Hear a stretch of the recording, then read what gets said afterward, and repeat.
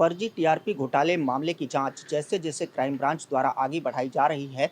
इस मामले में मास्टरमाइंड के रूप में, प्रमुख खिलाड़ी के रूप में रिपब्लिक भारत के अर्नब गोस्वामी का नाम निकलकर सामने आता जा रहा है, जो अपने कुछ मोहरों के जरिए इस पूरी साजिश को अंजाम दे रहे थे।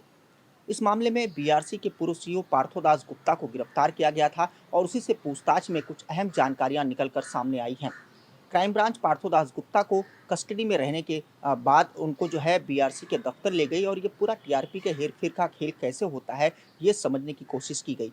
साथ ही साथ पार्थोदास गुप्ता के बैंक लॉकर को भी खंगाला गया, जहां से कई अहम जानकारियां मिली है। वहीं पार्थोदास गुप्ता से पूछताछ में भी उनको लाखों रुपए की रिश्वत कैश में देने की बात सामने आई है। उनको कुछ महँगी घड़ियाँ और गहने भी जो है गिफ्ट किए गए हैं। यहाँ तक कि विदेश टूर जो है वो भी स्पॉन्सर कराए गए थे। कुछ जो इस टीआरपी के खेल में शामिल थे उनके द्वारा स्पॉन्सरशिप दी गई थी।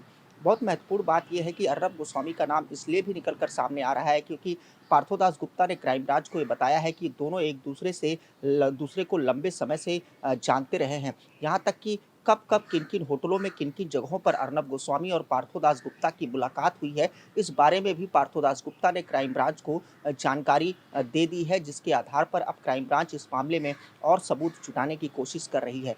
महत्वपूर्ण बात ये है कि इस मामले में जो भी लोग गिरफ्तार हुए थे, उनसे पूछताछ में ही के बाद ही पार्थोदास गुप्ता को गिरफ्तार किया गया था और उसके बाद रामोल रामगढ़िया, जो कि बीआरसी के पूर्व सीईओ हैं, वो भी पुलिस के हत्थे चढ़े थे। लेकिन अर्नब गोस्वामी का नाम सीधे तौर पर निकल कर सामने नहीं आया था। लेकिन जैसे ही पार्थोदास जो है क्राइम ब्रांच की कस्टडी में पहुँचे हैं और सारी जानकारियाँ दे रहे हैं, अर्नब गोस्वामी का नाम लगातार निकल कर सामने आ रहा है। क्राइम ब्रांच का कहना है कि पहले से उन्होंने अपनी रिमांड एप्लीकेशन में रिपब्लिक भारत के मालक और चालक को फरार बताया था और ये कहीं न कहीं अर्नब गोस्वामी की तरफ इशारा था। उन्होंने ये भी साफ कर दिया है कि पार्थोदास गुप्ता को अभी 30 दिसंबर तक पुलिस कस्टडी में है और एक बार फिर उनकी पुलिस कस्टडी माँगी जाएगी, क्योंकि अभी और काफ़ी अहम सबूत जुटाने ज़रूरी हैं और उसी के बाद अर्नब गोस्वामी को भी पूछताछ के लिए तलब किया जाएगा।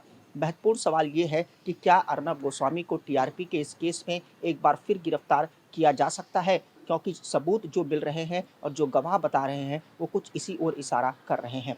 इंडियन सिटीज़न टीवी के लिए मुंबई से संतोष तिवारी की रिपोर्ट।